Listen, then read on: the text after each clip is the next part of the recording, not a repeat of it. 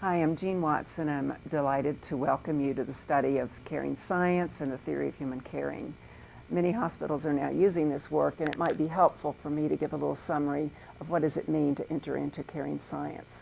First of all, it makes explicit the values, the philosophical orientation toward humanity of honoring the unity of the mind, body, spirit. It provides the moral and ethical codes by which guides our practice. And it really invites us back to the heart of our humanity, because in a model of caring science, we address the whole person, and we also are invited to take this work back to the heart of our profession and the heart of humanity, because it's really in our heart where caring resides. Its compassion is where caring resides, in our hearts. It's our truth, our beauty. The very source of our humanity is in our heart. So caring science and heart science are coming together now to make a stronger case for the importance, scientifically as well as philosophically and ethically, for caring practices in our life and in our world, for ourselves, for our patients, for families, and for the public at large.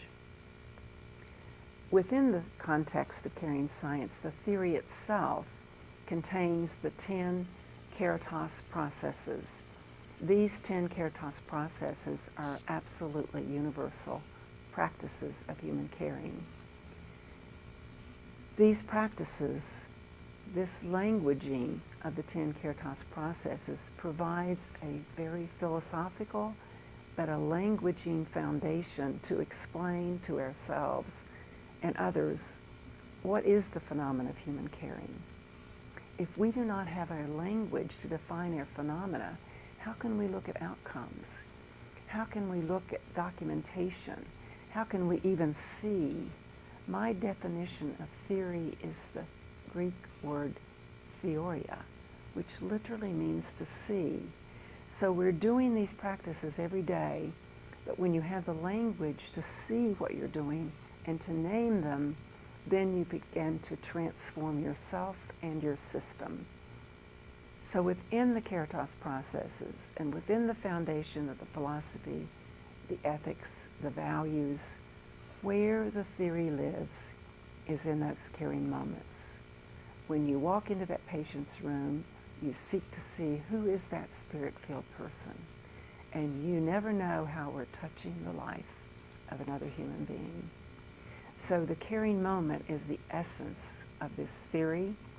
And at the same time, once we realize that's where the theory lives, then it requires our practices for self-growth, for loving kindness with ourselves and each other.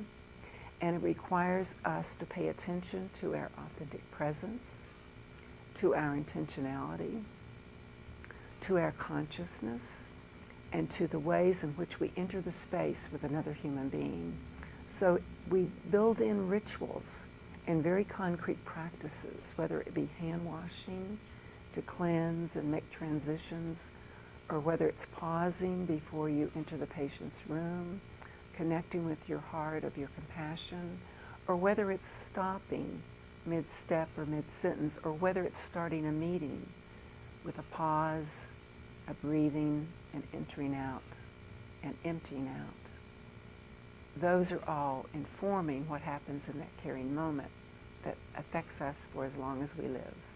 And lastly, the theory allows us to still be doing all the doing we're doing, but now they can be reframed and seen as caring and healing modalities because of the way in which they have been administered or being offered to another human being.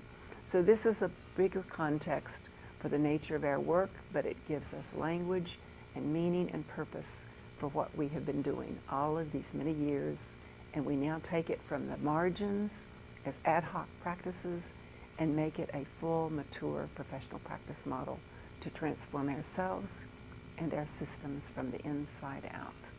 God bless you on this journey, and namaste.